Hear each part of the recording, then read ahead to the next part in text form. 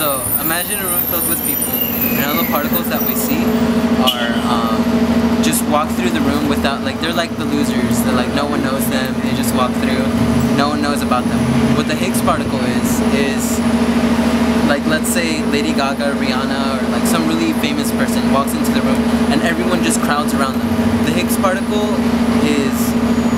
are the people that crowd this person and, like, I guess give the person mass. So what I think the Higgs particle actually is thought itself.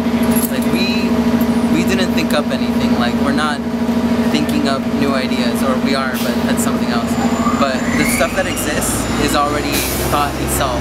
It's like this was already here. Well, this wasn't, but like particles around us, they were here before we were here.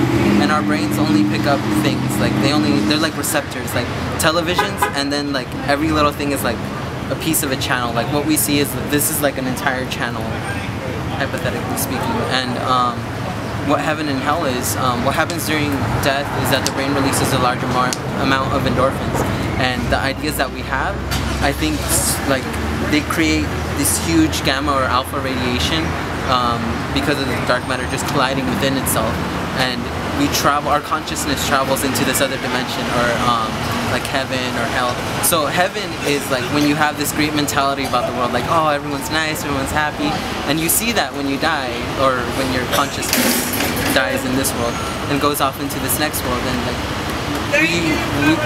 the usual way we can see it is like imagination. Like when you think of like really happy things, that's what heaven is. Like that imagination is actually this other dimension that we travel to.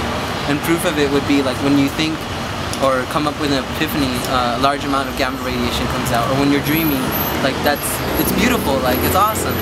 And then on the flip side, if a person is suicidal or thinks that the world hates them or that they're alone, they go into this dark and lonely place, and it's the only thing that they know because they feel that they're not worth anything, and they go to what we call hell. So if we join together to have people feel worthy and happy about themselves, no one will go to hell and everyone will go to heaven. That's heaven and hell. Very cool.